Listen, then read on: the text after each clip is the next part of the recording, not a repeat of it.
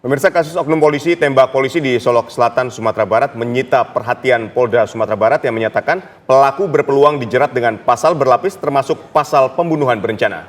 Lantas seberat apa pelanggaran pidana yang diperbuat oleh pelaku? Selengkapnya dalam Benang Merah, Pidana Menanti Oknum Polisi.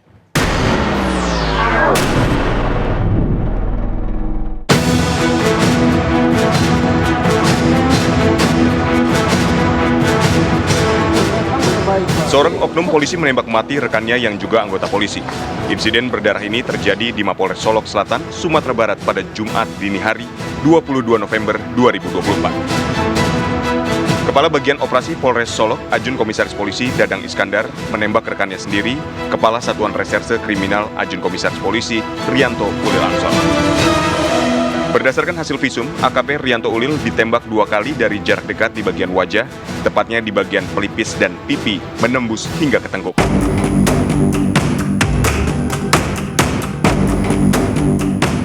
Setelah menembak juniornya sendiri, AKP Dadang kemudian menaiki mobilnya menuju rumah dinas Kapolres Solok Selatan sekitar 25 meter dari lokasi penembakan.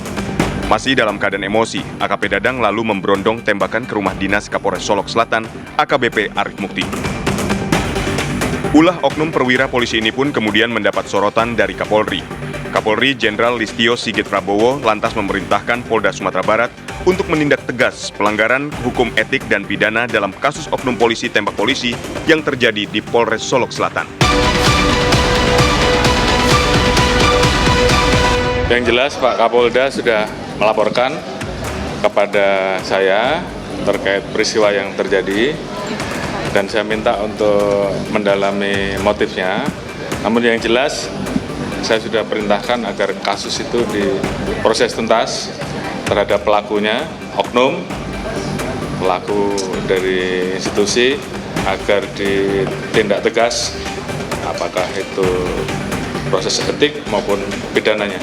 Apalagi kalau kemudian motifnya kemudian ternyata dilakukan terhadap hal-hal yang selama ini kita anggap mencederai institusi. Saya minta siapapun, apapun pangkatnya, tindak tegas, nggak usah ragu-ragu. Bareskrim Polri pun kemudian menerjunkan tim ke Polres Solok Selatan. Tim dari Bareskrim sudah berangkat, baik dari mantan sudah perintahkan Nafis maupun juga dari Tibiduk. Pak, kita bakok itu dijerat pasal berapa sih? Nanti kalau yang lain-lain itu dari Polda Sumbar, prinsipnya ya terus terang kita semua berduka dengan kejadian ini dan kita akan lakukan proses penyidikan dengan asesmen dari Mabes Polri. Bapak Komisi 3 kan juga mau ke sana Pak, nanti bareng Bareskrim juga atau gimana Pak? Ya beda lah, sendiri ya. Oke. Oknum polisi yang melakukan kejahatan dapat dijerat pasal pidana. Dalam kasus oknum polisi tembak polisi di Polres Solok Selatan, Polda Sumbar menjerat pelaku dengan pasal berlapis, termasuk pula menggunakan pasal 340 KUHP tentang pembunuhan berencana dengan ancaman hukuman mati.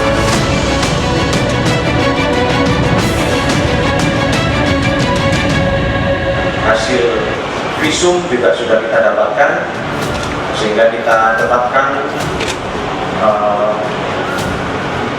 pelaku yang saat ini menjabat sebagai Kapolres Polres Solok Selatan sebagai tersangka dalam tindak pidana ini. Dan selanjutnya berdasarkan bukti yang cukup, kita lakukan penahanan terhadap yang bersangkutan dan penyidik telah menjerat dengan pasal berlapis mulai dari pembunuhan berencana pasal 340 KUHP, kemudian subsidiar 338 dan lebih subsidiar lagi ke 351 ayat. Namun demikian tetap pemeriksaan masih tetap berlanjut dan akan kami lakukan pendalaman dan pemeriksaan terhadap ahli lainnya untuk memperkuat pembuktian terhadap peristiwa. Kasus oknum polisi tembak polisi ini juga mendapat sorotan dari Menko Polkam Budi Gunawan.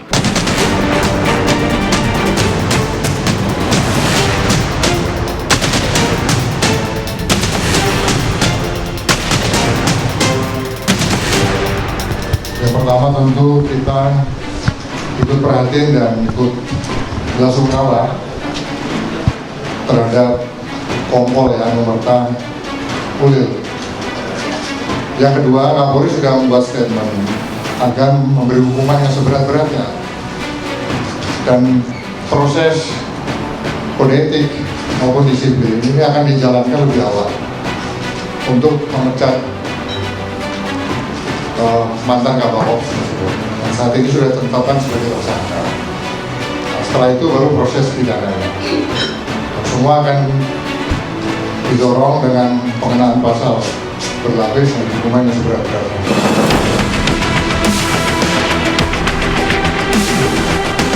Polda Sumatera Barat kini telah menutup aktivitas tambang ilegal yang diduga kuat menjadi akar masalah dalam kasus ini.